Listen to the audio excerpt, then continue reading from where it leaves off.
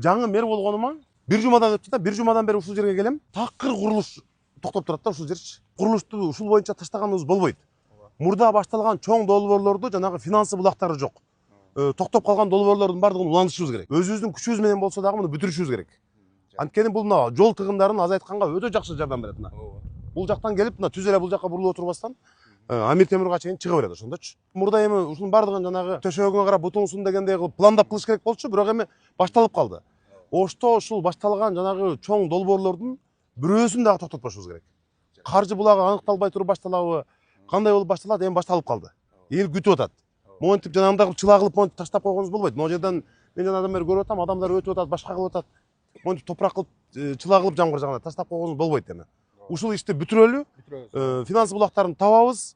Жанагы өзүбүздүн күчүбүз менен болсо дагы техникабыз бар эми. Жанагы президент өзүнүн фондунан бөлүп техника алып берген ошол шаарына. Тез арада ушуну бүтүрүшүбүз керек. Жасайбыз, биз иш кадам менен жасайбыз. Ол жерде үйлөрдү барып сүйлөшүш керек уже. Аз эле калганда булчу. Мына шаардыктар үчүн кенен жолдорду кеңейтип атабызбы?